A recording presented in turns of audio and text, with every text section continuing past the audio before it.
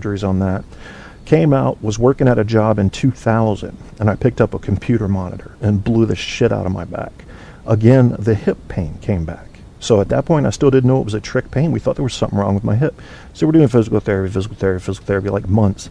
Doctor said, look, you're not responding to physical therapy. I said, I know. I said, I wish I was. She said, we need to get you an MRI. So they do an MRI. She calls up and says, you got a badly ruptured L4, L5 disc. And one thing led to another. I had a neurosurgeon go in there and take out as much as he could. And he said to me, I swear to God, that is the most pancaked, that's the word he used, pancake disc I've ever worked on. And which means they trim out as much as they can. They can't take the whole thing out because, as you know, nerves run through your disc. So took out as much as they could. But since then, I did a lot of weightlifting back then, and that's kind of jammed the two vertebrae together, and now there's just all kinds of problems. Yeah, it's bad stuff, Amanda, but I'm not looking for sympathy. I am looking for relief. I've been reluctant to file for SSDI, which is Social Security Disability, and I sure as fuck paid into it for 22 years, and because of the judgment. It's not just judgment from the general public, it's the small town I live in, which is rather Bible belty. If you're bringing in money from something other than income, they don't like it. You need to be out working. And they don't like it if you're not. They don't understand disabilities. They don't understand that. So, yes, I've been very reluctant for 10 years to file for SSDI. Paul says, I'm glad you didn't feel I crossed the line with the shout-out and advice. I know there is a stigma attached to getting SS disability, but you are not scamming the system. Have I tried heroin? Barco, if I tried heroin, I would die addicted to it. I mean, I would. Relieve my pain? Shit.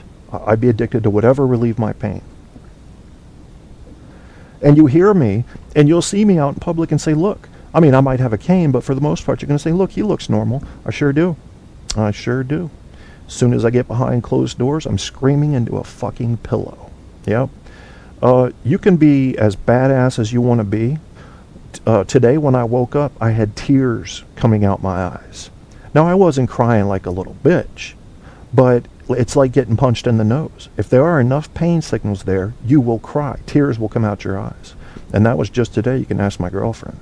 That's normal for me. That's the level I'm dealing with. There are people in far worse shape than me, though, so I don't want sympathy.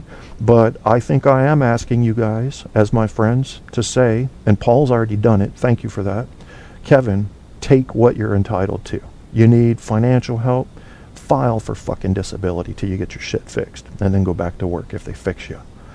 And that's what I'm going to do. That's what I'm going to do. I got 2 appointments next week with the VA, one with pain management, one with orthopedic surgeon, and we're going to see what we can do. Yeah, and I know, Aaron, I know there's something implied in your statement there. Aaron just said you're the kind of person that needs disability. We'd all need it if our backs were blown out. And what's implied in his statement, what's implicit there, is that many people are taking it that don't deserve it. Now, yeah, back surgery might work, JR, but it depends. It really depends on how it goes. It's almost exploratory at this point. I've had 2 surgeries on it already. I need a third. At this point, I'm like, go ahead. If it makes me paralyzed, well, fine. Then I won't feel the pain. Just make sure it paralyzes me from the L3 down.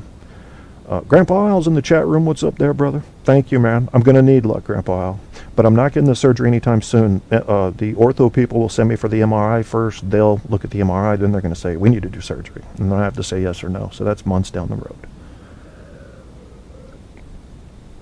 road. Comedy. Man, here we are in tragedy, and we're getting into comedy, but doesn't that seem befitting to you?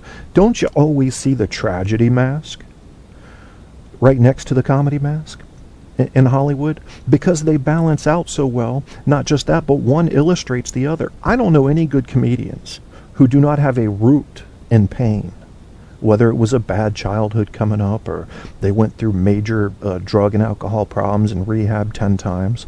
Those people begin to appreciate comedy as the polar opposite of those pains.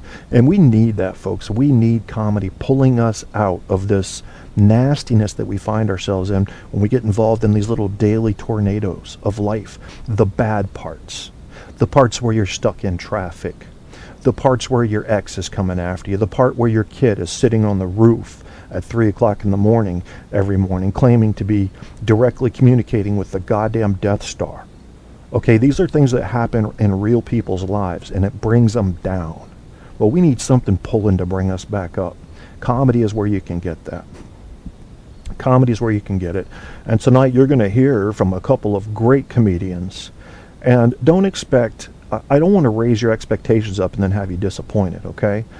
These guys are up-and-comers. They're not nationally known yet, although Ramzy's pretty close to nationally known. He's internationally known to rock the microphone. And I think he will be quite a treat for you. And I used to have him on the show as a co-host, but then we went different ways because I think Ramzy thought, Kevin, you need to be paying me to be on the show. Now, he never said that. It was just something I felt. And I was thinking, I ain't making 1 red cent off this show yet. I can't pay nobody anything. But what I was trying to do with Ramzy is bridge the gap between the average typical white American and the Arab American. We have a lot of prejudices about these people. We need to know the ones that are good from the ones that are bad.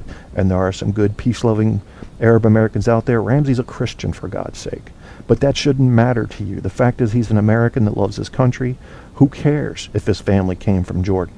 That shouldn't matter to you. We in this country are a salad bowl. We have types from all over. As long as you came in legally, I'm glad you're here. Unless you want to do harm to my country, then I'm not glad you're here. And really, it's that simple in my mind.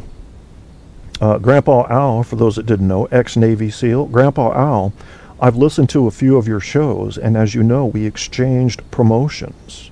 Now, I've been playing your promotion, but I haven't heard my promotion playing on your show. Yeah, been checking on you. Yes, in America, people will pay you to drink booze all day, Aaron. I happen to know somebody, I don't want to say close to me, but consider it the same distance as an in-law's father. Okay, that's as much information as I can give you. An in-law's father. He gets paid SSD because he's an alcoholic and cannot work due to his addiction. Swear to God. Gets the full check. I don't think it's that much. SSDI is like $700 a month or something. Maybe somebody can correct me there. But that's pretty messed up, isn't it? Can you believe that? Oh, you need a new one from me? Okay, that's fine, Grandpa. I'll try to find that email and send you a new one. Yeah, you can get paid to be an alcoholic or drug addict in this country as long as you exhibit that you have an occupational dysfunction. Yeah, you can get it. But doctors have to be willing to say this problem is ongoing and at this time not treatable. And I can't imagine a doctor writing a letter saying, yeah, this guy's an alkie and I put him through rehab and he came out still drinking, so I give up, let's just pay him. Sounds weird, doesn't it? But that happens in America. And that bothers people because everybody believes that many of these diseases, of which alcoholism is one, that we can make the choice to turn them off. And it's not always true, folks. It's not always true.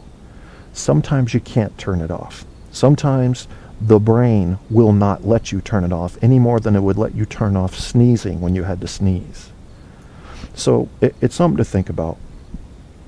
Yeah, you could. If you could get a doctor, Amanda, to say, this person's an alcoholic that is not responding to rehab treatment, yeah, you get a Social Security disability if you paid enough in. The thing about Social Security disability is you have to pay enough in over something like the last 20 quarters or something.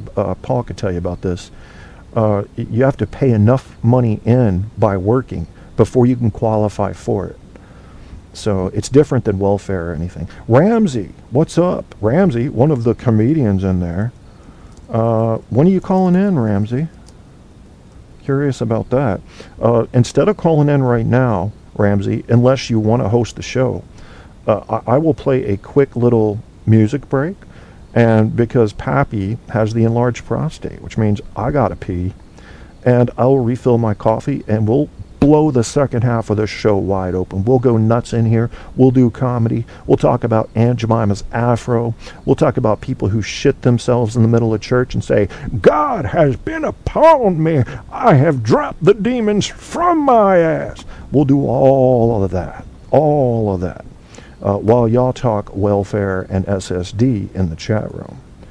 Now, the appropriate music for a show like this one would have to be at least among comedic lines, and that would force me to look for Please Don't Wish Me a Merry Christmas, if I can find it. And there's another one about two kids that won't go to bed. Yeah, I'm serious. And it's a blues song, and the dude's got talent. I love it.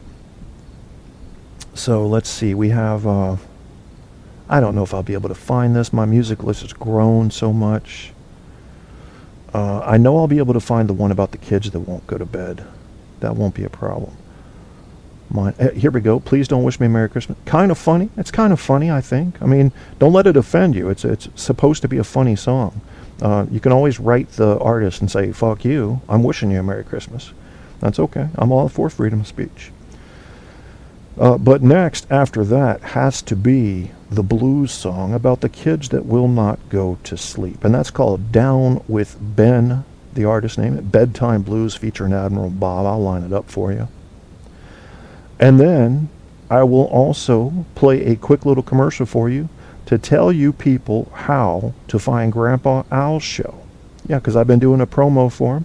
Ex-Navy SEAL Grandpa Al. He ain't playing around. He enunciates, but could also snap your neck with his thumb and forefinger. Those are two qualities you don't often find together, making Grandpa Al very unique in my view. Yeah. So I'm setting it up right now for that, and after we do that, we're going to come back and get all stupefied with it, which is not actually a word. I have checked. It's not a word. And so you're going to have two songs coming up, and if it should run over, which it should not, then we have Texas Radio Fish's Funk Change that will play automatically afterward. That's how that's going to go. And since that is that, here goes this. Truth on Tap is now flowing from iHeartRadio. Get your Kierstead fix by Googling Truth on Tap with Kevin A. Kierstead. All the truth you can handle running hot on iHeart, Facebook, Spreaker, and more. You want the truth? You can't handle the truth on Tap.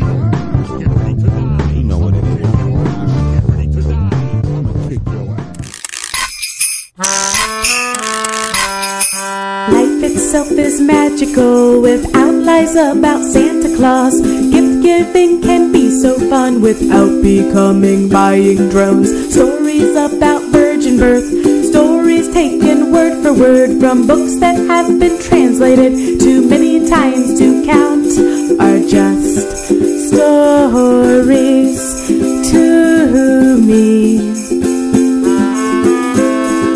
So Merry Christmas, please just skip to a Happy New Year.